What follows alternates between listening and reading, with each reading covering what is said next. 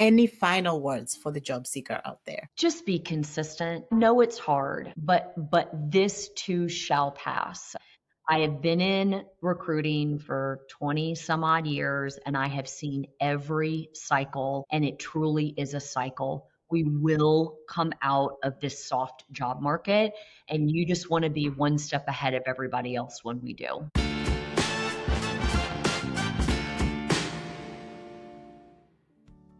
Hi, everyone. Welcome back to the Project Manager Connect Show. I am your host, Anna Anderson. I'm a project manager by profession. I am a LinkedIn learning instructor, a PMP instructor as well. And today I have with me Melissa, who's going to introduce herself to everyone and let us know who she is. First of all, hi, Melissa. How are you doing today? Anna, I am great. Thank you. How are you? I am well. I am super excited that you joined me today. For everyone who is listening, this is the power of networking. I reached out to Melissa through cold emailing just because of the content that she shares on a social media platform. And she said yes. And here she is today to share with us everything about job searching. So if you are in the market, this is going to be a great episode for you to listen to. But Melissa, introduce yourself to everybody. I would love to do that. And Anna, thank you again. I just want to say this, and I know we'll get into this. Working does work. It does. Right? It does. I love the way you said that. It is the power of our network. For those that are job searching, being able to reach out to perfect strangers, you never know who's going to say yes. So I'm glad you reached out to me, and I'm glad I said yes, and I'm thrilled to be here. Yeah. Who am I? Melissa Marcus. I am a 25 plus year recruiting manager. It is truly where I have spent my entire career. I've worked both on the agency side of recruiting as well as the corporate side of recruiting, primarily in the tech space. I have gone full circle in my career. I am now back in the agency space and hoping to sail off into the sunset in the next 4 to 5 years. But I'm thrilled to be here. I'm thrilled to talk about the job search for folks.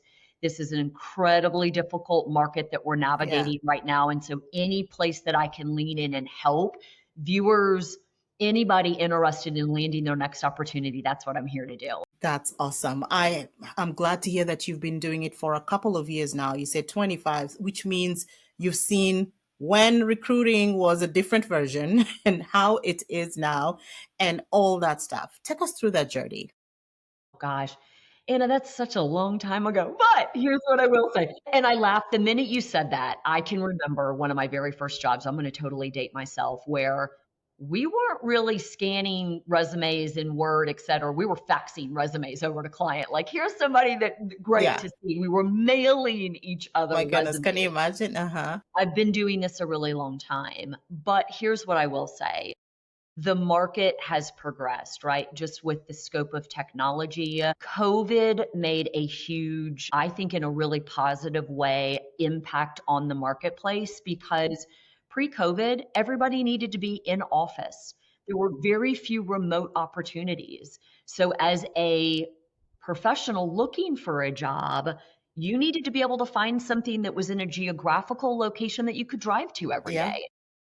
COVID opened up. I could go as a recruiter and hire people on the East and the West Coast and everything in between. And it gave people more opportunities. So I've seen a lot of things transpire. But I will say this. I have been in this type of job since getting right out of college. I followed a girlfriend into recruiting and I never looked back. I'm passionate about helping people find opportunities. Because at the end of the day, what I've learned in my career is a job means something different to everybody. I've helped people find a job that it literally meant putting food on the table the next day. I've helped people just graduate college and land in their first opportunities, and how exciting that is. I've helped people get into the C-suite for the first time, and really everything in between that. So it is just the place that fills me up at the end of the day. And I'm thrilled that I've been able to do it as a career. That's awesome. I love that you've seen the different cycles, you've seen the different spaces, you've helped people from different, where you're saying, okay, this is just something to put on the table, to C-suite and all that stuff. So what kind of questions what kind of things people are looking for when they are looking for opportunities and stuff like that. You have worked in amazing organizations. I was looking at your LinkedIn profile. I'm like, Coinbase, holy cow, Dropbox. I'm like, okay. And I know you said you worked in tech companies and stuff like that. Someone who just applied for a role, or let's say you as a recruiter, you're out there looking for someone to come and fill an opportunity at, let's say, Dropbox. Okay. What's the process look like outside after the opportunity has been, put out there for you guys to Yeah. source for?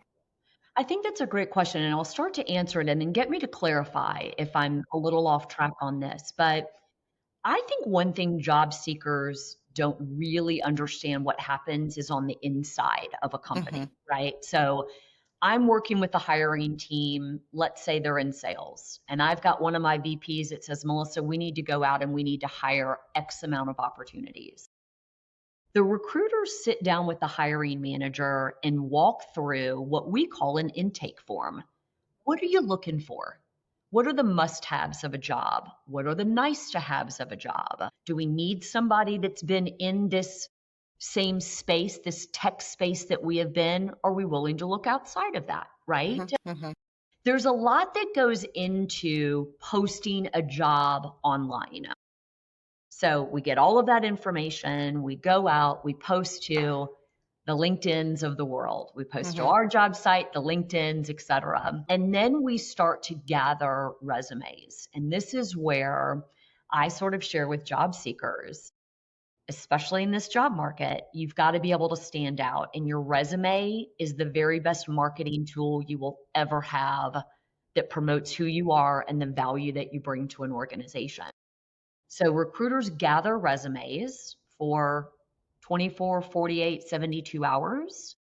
We're reviewing those, and then we start to send out emails to say, hey, we like your resume.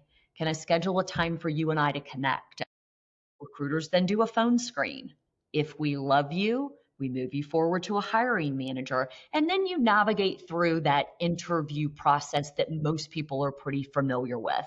It's usually 3 to 5 interviews. Mm-hmm. And then hopefully at the end of the day, we're extending offers to somebody that's thrilled about working for us. Yeah, yeah. So the resume will get you the call.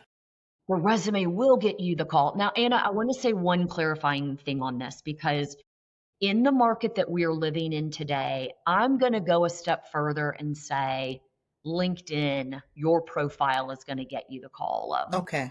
My network is full of recruiters, and everybody is saying, I'm no longer posting my jobs anywhere, not even on my career site, because they'll post a job for a software engineer, and 48 hours later, there are 1,000 I applicants know. for that job. And as a recruiter on the internal side, we're doing more with less. We've been asked, our recruiters have been hit hard by layoffs. We're being asked to carry more requisitions, more positions than we've ever had to carry before.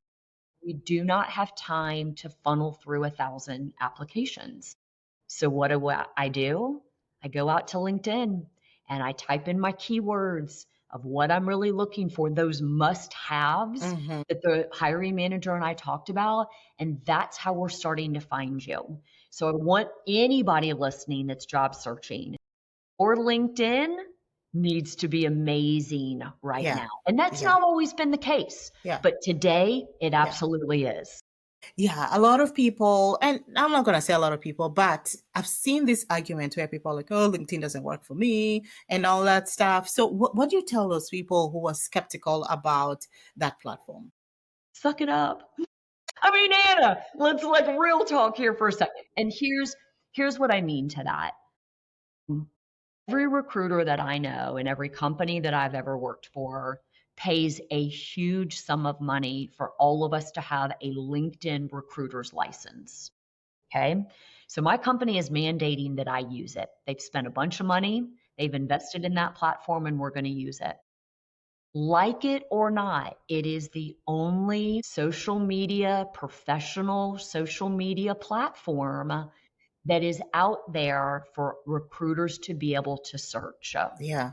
If LinkedIn had a competitor, I'm telling you, we'd all be using it. Mm-hmm. The Indeeds of the world are not nearly as good as LinkedIn. I hope I don't get in trouble for saying that.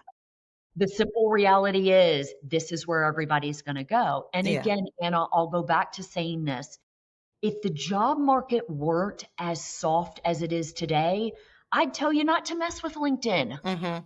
3 Mm-hmm. and 4 years ago, you didn't need to. Recruiters would post a job, and if we got 20 applicants, we'd be lucky, Yeah. Yeah. right?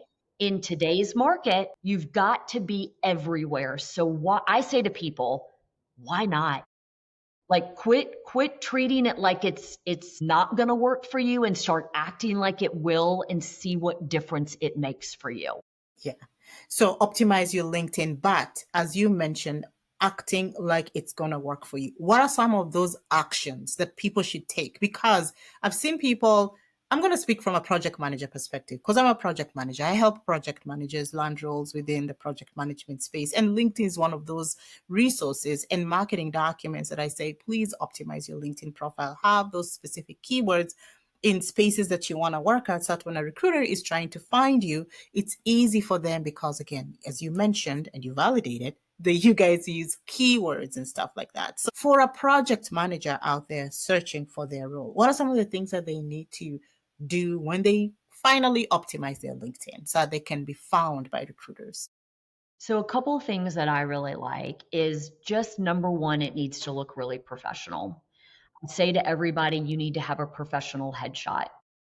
You'd be surprised at how many people don't, right? Or they don't want to put their photo out there. You need your photo. The banner that we're given on LinkedIn, I say to everybody, show me your personality. Anna, I looked at yours and I loved it. I think you even had Thank some you. scrolling text. I do have carousel. So as a recruiter, when I see that of you, I'm like, oh, I know exactly what Anna, who you are and what you bring to the table. If you don't want to put text there, have something that feels like your personality. I Yeah. have a gorgeous green, what's the right word for greenhouse in my image. I love it. It's sort of Mm-hmm. my happy place. Mm-hmm. That speaks to me. Mm-hmm. So banner and profile need to feel professional. Mm-hmm. I love the about section of LinkedIn. And boy, some people say, Melissa, nobody uses it. I certainly do. That is the section that answers the question in an interview. Tell me about yourself. What are the highlights? Who is Melissa? Who is Anna? In a 4 or 5 sentence paragraph, I want to be able to quickly ascertain who you are and what value you. And then everything else in your profile really should mirror, especially in today's market, your resume. You need to have bullet points. They need to sound the same as they do on a resume. It's no longer okay to just have the name of the company that you work for and your job title, right? So just it needs to feel beefy in nature.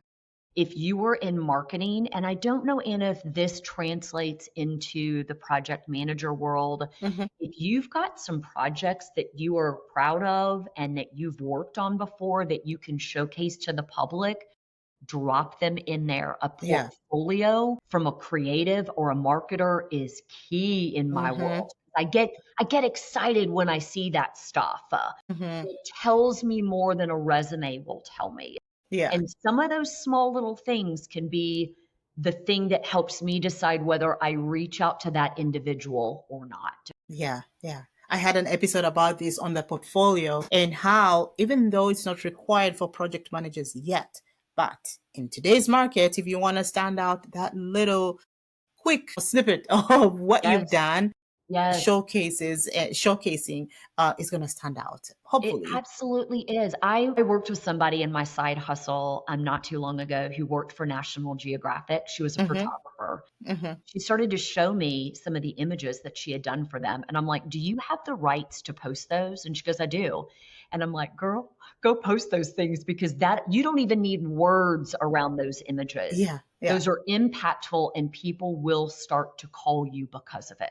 Can you imagine? Yeah, National Geographic of all the places. Yes, That's of all the places, right? yeah. So we talked about you getting an opportunity within your organization, what happens after that and things like that. You just mentioned how LinkedIn is one of the good marketing places for you as a candidate. But also, let's talk about a little bit about the resume. First of all, let's squash it out. How many pages should a resume be? No more than 2 pages. two. Okay, No more than two. good, max 2. Because I've seen some people say, big tech companies like Google's and Microsoft, they only need 1 page and stuff like that, which I don't know because I've seen some people get hired. Some of my clients get opportunities at Google, at Microsoft with the 2 pages that we work with. So I don't know, but I guess 2 is a good number, max. So here's what I will say, and I'm Hmm. going to stand behind this. 1 page if you are less than 3 years of experience, so you're right out of school, any schooling, and less than 3 years. If you've got anything more than 3 years, no more than 2 pages. I've worked with CEOs before that can get it to 2 pages. Anna, my experience would never fit onto 1 page that would feel like I was showcasing the work that I've done over the course of my career.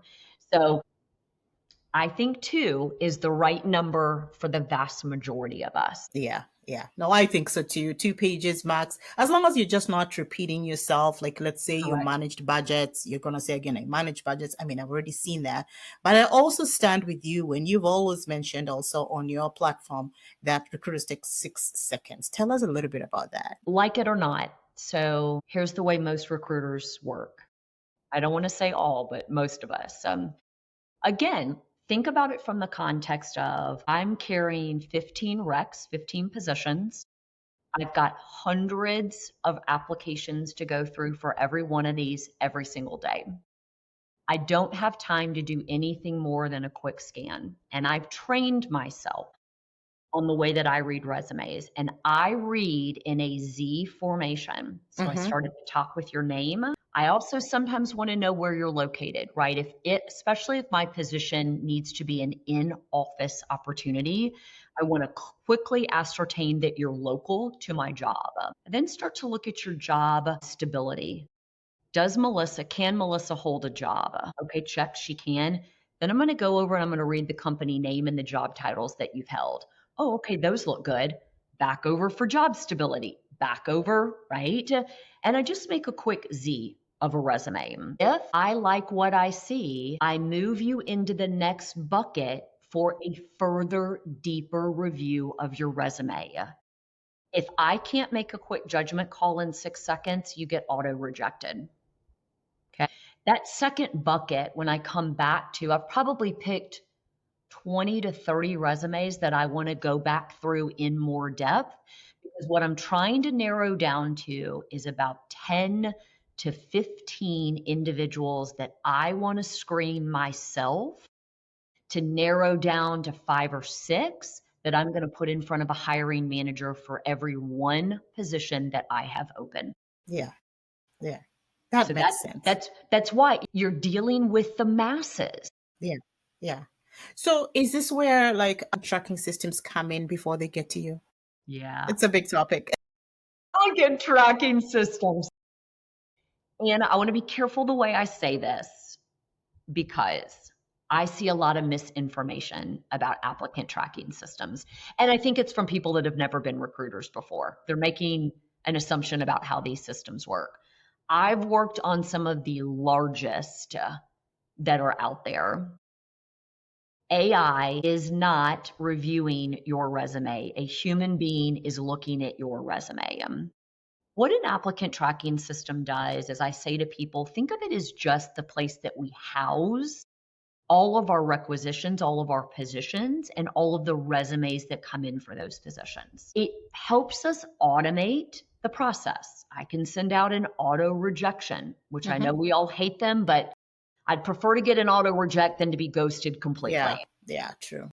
It also allows us to set up quick email templates to say, hey, Anna, I love your background. When can we get a call scheduled? And you can schedule with me directly through my ATS system. Just makes my administrative life easier. Now, AI is starting to take a place. Many of these big, large ATS systems are starting to be enhanced with AI. And I've seen some tools where you can load in some keywords and it will say to me, Melissa, these 25 resumes match every keyword you're looking for. These 50/50, and you show up in yellow, and then these have none of your keywords or less than X percent, these may be an auto reject. That is a new function in most ATSs. So I say this because this ATS is a big topic of conversation, and I think people think it's some wizard behind the screen deciding whether they move you forward or not. And it's simply not that in today's world. Yeah, yeah. And that brings me now to the green flags then, because Yeah. you just mentioned red. So green flags are keywords, Yep. specific keywords. So do you think people should tailor their resume to each opportunity that I know it's a lot. I don't. And here's what I say to most people. You and I are probably, because of our skill sets, we're probably going after 2 to 3 different job titles. But those job titles all have almost all the same keywords in their background, right? So tailor a resume to the broadest keywords that you possibly can without looking like you have data dumped 50 different keywords onto a resume, because that'll also get you flagged, Yeah, right? yeah. And No, you're not right. in the good way flagged. So I'm not a fan of modifying a resume for every single job that you put in an application for. It's too time consuming. I know it's a lot of fatigue too if you're doing that. It is, and it's quite honestly depressing, because then when you don't hear back from a recruiter, right, you don't even get the automated rejection, you feel like your time has been wasted. And right now, everybody is spending an exorbitant amount of time looking for a job. Just make it as easy as you can on yourself. Yeah, yeah. Okay, so we talked about the LinkedIn, we should probably go back a little bit. We talked about the resume, your name, your location, probably your email address. I've had people also mention that, maybe using Hotmail, AOL, Yahoo is probably not the best idea because you want to avoid ageism. I tell that to my clients. I don't know. I have a Gmail, so I encourage them to get a Gmail or an Outlook or a cloud. What are your thoughts on that? Yes. And here's, Anna, what I will say to that. I mean, you can gather from how many years I've been in my career. I am not young. Yeah. But what I say, and because I've been doing this for so long, ageism is real. Yeah. It's the reality of, I think a lot of people, and on both sides, quite honestly, I think there's a lot of misconceptions about the younger generation, and there's a lot of misconceptions about anybody that's 45 plus. When all you have to work with is your resume, going in front of a recruiter, remove every piece of bias you possibly can. No photos. I love a good photo. No Yeah. photos on a resume. Yeah. Take off the education, the year of your education, especially if you're 45 plus. So now, if you're right out of school, you need it, right? Your email is the first dead giveaway of probably where you are in generations, right? Gmails are free. Everybody's using them. Just go create one. I laugh, Anna. It was probably 10 years ago, maybe not even 10 years ago. We used to sit around in our bullpen and laugh about the emails that people would have, because it was like, one hot lady gmail.com. And I was like, whoa, what? Because we all created a Gmail Yeah. way back when, Super right? excited. Yeah. You were so excited that you just wanted to put your personality out there, which I love. In today's world, it really should be first name, last name. You probably have some numbers in there just simply because of the enormity of Gmails, but remove any place that allows people to make an assertion as to how old you are. Yeah. I will also say on those resumes, anything over 10 years in your job history doesn't need to be on a resume, right? When employers think about what does Anna and Melissa bring to the table, I really care about what you did in probably your last 2 jobs, because we're always learning and growing in every opportunity. Yeah. Yeah.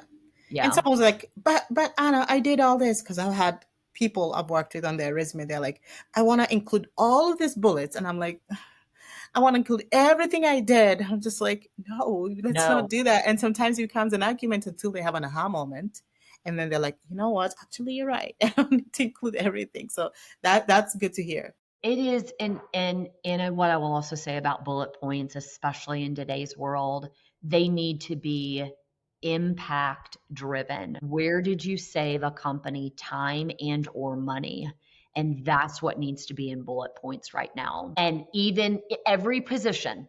I Hmm. worked with somebody not too long ago who was an administrative assistant. She's like, I've never helped anybody save time or money. And I started brainstorming with her, and she's like, oh, yes, I Yeah, have. I know. Or improve a process, you know? Absolutely. Everybody has done some of that. It just takes you a minute to think through it. What you do not want your bullet points to be is a list of your job duties. No one cares. I know what most job functions are. I don't need to see it listed in every bullet point. Yeah, yeah. Yeah. Like a copy paste from the job description is fine. Yeah, absolutely. You're giving great advice on that. But Anna, what I will also say is I work with people in my side hustle that are like, Melissa, don't think that what you're sharing with me is the way I want to go. Okay. You need to do what's right for you. In fact, 2 days ago, I had somebody come back to me and say, I didn't take your advice first. I waited a month.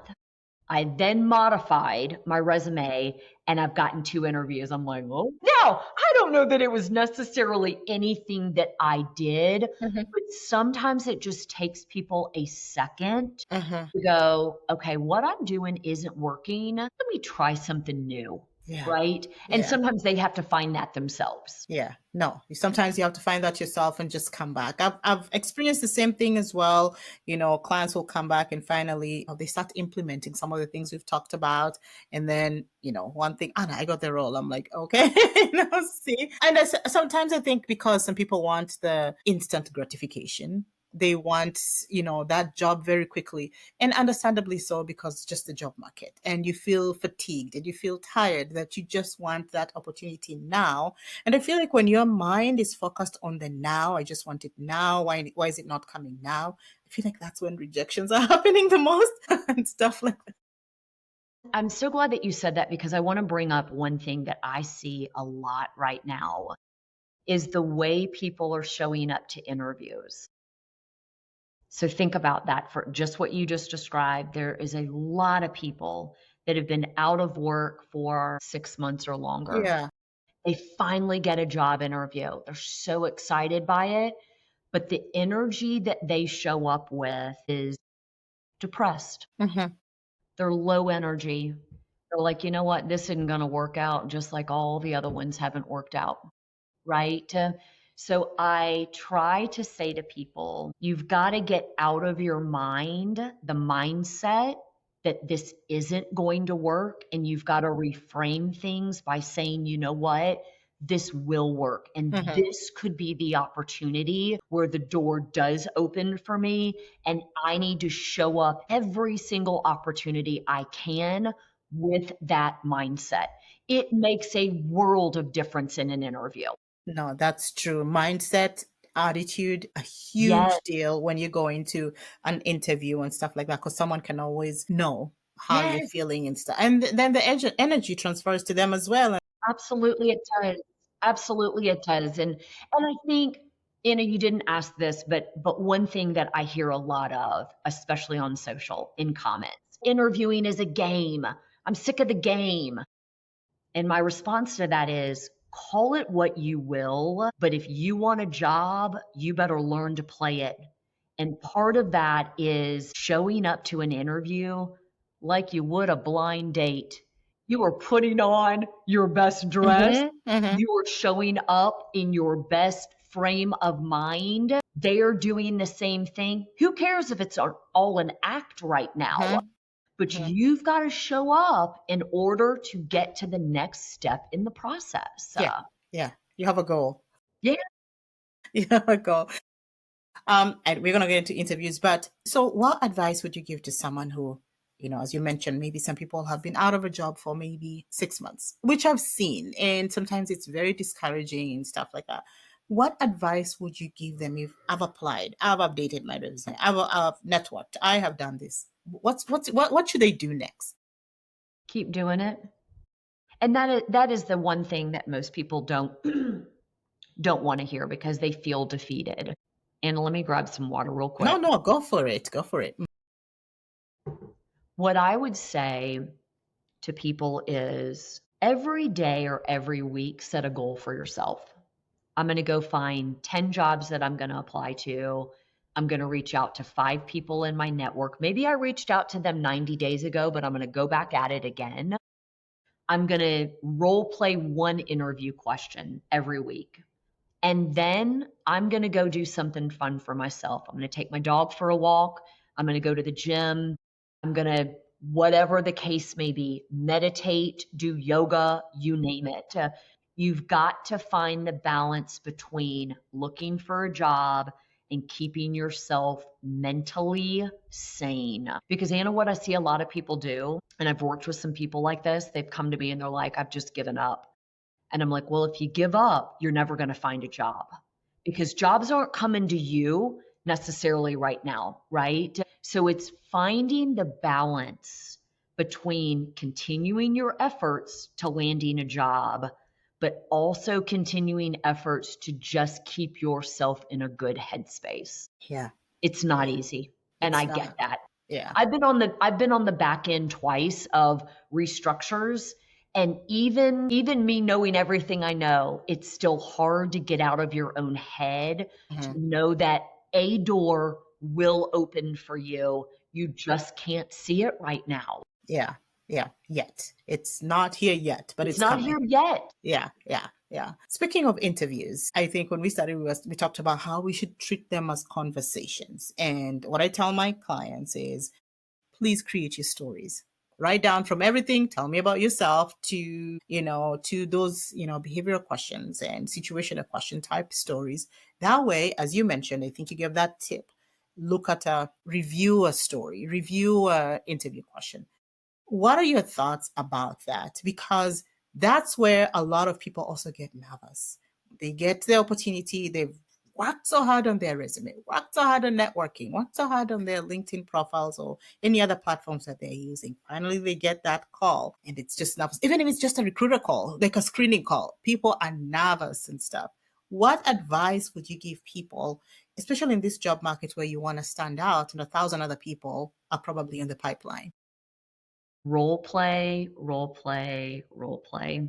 Good advice. And I love what you have shared with people. So here's a couple of thoughts. My side hustle, I've been doing this for better part of 10 years. And the one place that I get the most compliments is when people role play with me.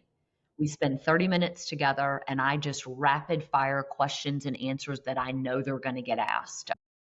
I have never had anybody come back to me in 10 years and say, Melissa, that was terrible. I actually did worse. Oh, gosh. Everybody always does better, right?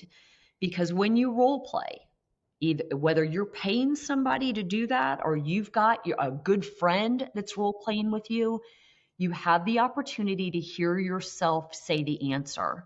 And you're like, ooh, that didn't sound very good. Mm-hmm. Let me reframe that. Let me try it again. And you just keep at it until you're like, that was it.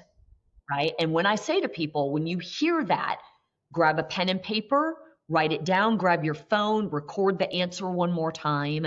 And then when you're getting ready in the morning, we're all standing in front of a mirror, brushing our teeth, getting our hair together, whatever, role play those answers over and over again. Mm-hmm. You're not trying to sound robotic. You're trying to calm the nerves that are going to come up. And when you know you've got a good answer, you are far less nervous in an interview. Yeah. I had a client who loved makeup. And so I told her, why don't you print your suggested answers on the mirror so that when you're putting your makeup on, you can just review. And she finally got a role because she spent a lot of time in the morning in the mirror. And she's like, Anna, I did not have time to practice. And I said, what do you like doing the most? She's like, I like to put makeup on. I'm like, okay, that's where you're going to spend your time. That's great. I think that's fantastic. And I also love what you said earlier about putting things down on paper. If I could show you When I interview for places, I've got a notebook. Yeah. I'm writing all the tell me about a time when you had to deal with conflict. Tell me about a time when you were given multiple priorities. How do you decide how to get a team to lean in, etc. I've got stories for all of those things. Yeah. Yeah. Yeah. And what I would say, back to your original question, I think we all think in our minds these questions are so easy, like surely I'll be able to answer it. But then the minute they get into an interview, their nerves are heightened, especially if you've been unemployed for a while, right? Like these interviews matter and you're not getting a lot of them. So you need to be able to master that. And so I just say, if you weren't practicing, shame on you. No, practice makes perfect. Practice That's why makes there's that saying. perfect. It does. Yeah, Yes. yeah, yeah. How long do you think an answer should be during an interview? Okay, let me make sure that I say this in the right way. Short enough and or long enough that you can make your point clearly and concisely. Where I find people stumble is they'll be asked a question, they'll start to answer, and I'm watching the clock. I'm like, oh God, we're 5 minutes into this answer, and there's no end in sight, right? So 2 to 3 sentences, 4 to 5 sentences, and then you stop. And then you can always say to somebody, did that answer your question? And if not, I'm happy to provide more clarification. Yeah. So it goes back to most interviews these days are scheduled for 30 to 45 minutes. It's typically 30 minutes with a recruiter. You better be really clear and concise because I've probably got 5 to 6 questions that I want to ask you. And I want to make sure that you have time to ask me questions. The And if end. you're giving me 5 minute answers to everything, we're never going to get through it. And it's important also for the candidates, as you say, you want to give people to answer questions at the end, because I've seen people, they ask them at the end, do you have any questions? And they go like, no. And I'm like, what? You have to have a question at the end, even if it's a made up question. What are your thoughts on that? You have killed yourself if you are not asking questions in an interview. And I'll go so far as to say this, that's probably one of my biggest biases in an interview is when I get to the end of my questions and I say to you, do you have any for me? And they're like, no, actually you've answered everything. Really? In 30 minutes, I've answered everything you wanted to know about this position. What my mind says to me is they're not that interested. And so again, when you're up against 7 other people that are asking me fantastic questions, you might have been negated because you didn't have anything for me. And I don't want to make it sound that it's that bold, that it's that black and white, but in this market, it's stiff competition. Yeah. Show Yeah. up with questions. Yeah.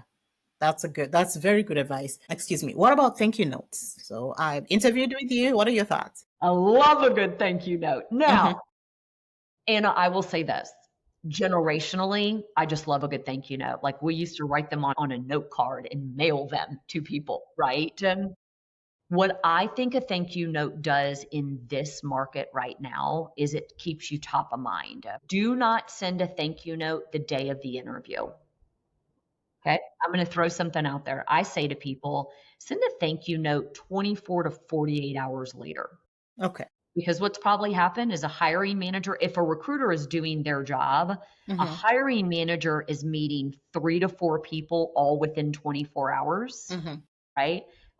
They've met all of those people. I then pop up with the thank you note 48 hours later, and they're like, oh yeah, Melissa, I really liked her. Okay, I'm writing my feedback in my ATS, right? And that little extra can be one of the things that helps me decide, oh yeah, she's the one for the opportunity. Okay, that's great advice. Yeah, and some people will say, well, Melissa, I don't have an email address for them. If you can't find an email address, send it to the recruiter and say, hey, cut and paste the bottom part of this and will you forward that email on to the hiring team? Good advice. Good advice. All right, so I know we're almost at the end here. I want to go back to LinkedIn quick and posting. Okay. because, I have read and I have seen that if you're not active on, let's say, LinkedIn that much, maybe you're not posting or even commenting and stuff like that, that when a recruiter, you are looking for me, it will be hard for you to find me like that easily because I am not even that active on the platform. What are your thoughts on that? Should people who are looking for opportunities also actively post and share their thoughts maybe on a topic and stuff? Okay, my humble opinion. I don't think there's anything in the algorithm of LinkedIn that says, Melissa, this person rises to the top because they post more frequently than this person. It boils down to keywords. Now, what I don't know, but what I do believe is that those people that have larger networks probably rise to the top. So, and what I mean to that is, if people have got a network of like 100 connections and someone else has got a network of 5,000 connections, I think there is a back end algorithm to LinkedIn that will preempt me over the person with 100. I don't know that for a fact, but what I will say to anybody asking those questions, focus on your keywords. Yeah. Focus on keywords and that your LinkedIn looks just like your resume and it's value driven. And that's really at the end of the day what you need to worry about. Yeah. So resume, tailor it within the industries that you want. Keywords should be on there. Yes. Keywords should also be on your LinkedIn profile. And you mentioned the about section. It has 2,600 characters. That's a lot of characters to use to add. It, right? Because it's all the back end, right? It just needs to be on your page somewhere. Yeah. One thing, Anna, that I forget to mention to people, so let me say this out loud as well about LinkedIn. People ask me all the time about the green banners. Should I have it? Oh, yes. Yeah. Good. Yeah. Boy, there's a lot of controversy over the green banners. I don't have an opinion one way or the other. However, there is a function on the back end of LinkedIn in your profile that you can turn on open to work. It's a toggle button. You need to have it on. Doesn't matter if you have the green banner or not, because what that toggle button does when I do my keyword search, the very top of my LinkedIn, it starts with the people that have open to work on. So I may do a search and have 3,000 results, but 250 are open to work. I'm going to that bucket first because they're looking for work. Yeah. They're more apt to respond to me. Yeah. Than people who don't have it on. So in the back end, there's a place where you can toggle on open to work. Is it the open to work for recruiters? Is that the one you're talking about? Yes. Okay. Yes. Yeah. Yes. Because some people are afraid. They probably are trying to leave their organization, so they are afraid to have that green banner as well. So probably that's the best option for them. It's the best option. Yeah. And I think when you toggle it on, it says underneath as a disclaimer that no recruiter in your current company can see your open to work notification. Yeah. Okay. You need to have it on. All right. So networking is very important. It's important for you to reach out to people at places that you want to work at, whether in project management, since we're talking, I'm a project manager, maybe fellow project managers, hiring managers, recruiters in those spaces as well.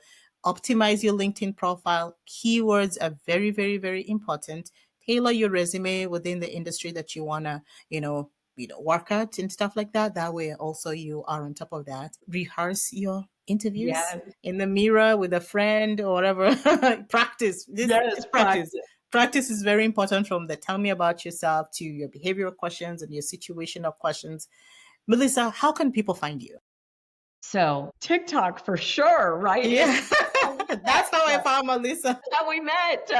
I just got on that platform a couple of months ago because I'm so passionate about my side hustle and really wanting to help people. So I am on LinkedIn as Melissa Marcus, and I'm out there. So find me on LinkedIn. And if there's any way, my TikTok profile, I will share that as well. Please share it. Yes. If people are in the job market and searching, I'd love them to follow me on TikTok, because I do hope that the videos I'm posting are quick snippets on how to get yourself seen in this market. That's very, very true. And it's also important for you to follow people that you feel are going to provide value to Yes, what it is that you are trying to search. yes. That way, as we mentioned in the beginning, you're curating your feed. And when you curate your feed with things that are not bringing you value at that time, that's all you're going to see and 100. stuff like that. So it's important for you to do that as well. Any final words for the job seeker out there?